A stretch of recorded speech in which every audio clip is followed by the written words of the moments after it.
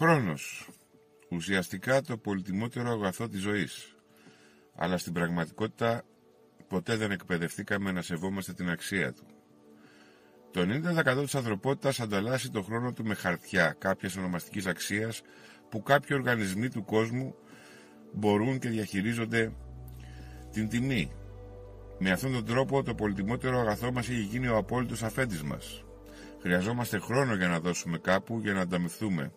Αλλά την τιμή της ανταμοιβής, τον χρόνο μας δηλαδή, την παίζουν άλλοι στα χρηματιστήρια. Χρόνος και ταλέντο, γνώση ή σωματική δύναμη, αλλά πάντα συνδεδεμένα με τον χρόνο.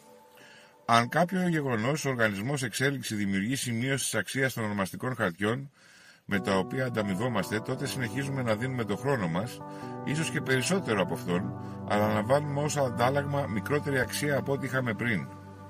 Η παγίδευση είναι προφανής, αλλά φαίνεται ότι η εκπαίδευσή μας την έχει κάνει αόρατη. Όσο αυξάνονται οι ανάγκες μας, τόσο περισσότερο χρόνο εργασίας έχουμε να δώσουμε, αλλά ο χρόνος μας δεν είναι απεριόριστος μέσα στις ημέρες μας.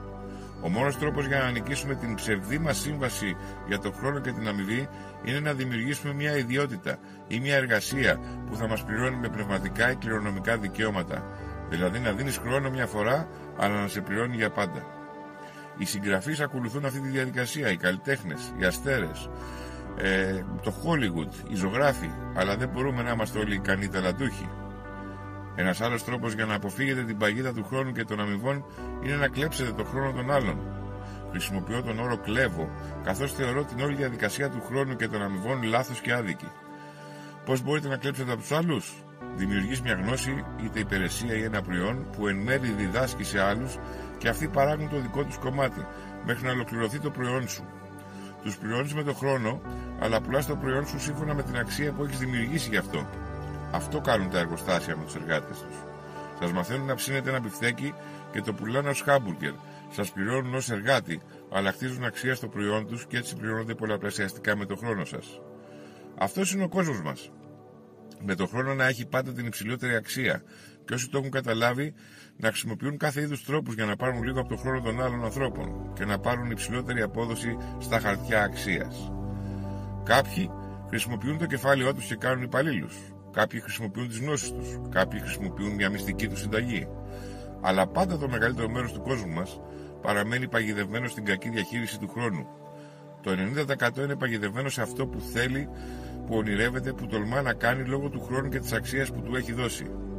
Κάναμε λάθος συμβόλαιο και το πληρώνουμε με το λίγο από τη ζωή μας, τη λίγη διασκέδαση, την ανεμελιά, τα ταξίδια, τη χαλάρωση που αυτό το μήνα δεν θα χρειαστεί να δανειστούμε. Το ζείτε και οι περισσότεροι από εμάς το ζούμε. Αποφάσισα να δώσω μια ευκαιρία σε αυτό να αλλάξει. Αν το θέλετε πραγματικά, δημιούργησα ένα μοντέλο που μπορεί να εξελιχθεί και να διαχειριστεί σε όλα τα επίπεδα, είτε πρόκειται για ένα προϊόν, είτε για μια υπηρεσία, είτε για μια σύσταση στην απόδοσή σας στον περιορισμένο σας χρόνο. Μια λύση που θα σας κάνει ικανούς να συμμετέχετε πλέον στα κληρονομικά δικαιώματα, στο δικαίωμα να χρησιμοποιείτε όλα τα ταλέντα σας και όχι μόνο μία από τις ιδιότητές σας. Στη δύναμη του λόγου σας και τη σύστασή σας παντού. Στον κόσμο μου, όπου η δημιουργία μιας νέας οικονομίας που ονομάζω φιλική οικονομία είναι απολύτως απαραίτητη, ο χρόνος σας είναι πραγματικά το πολυτιμότερο πράγμα πάνω στη γη.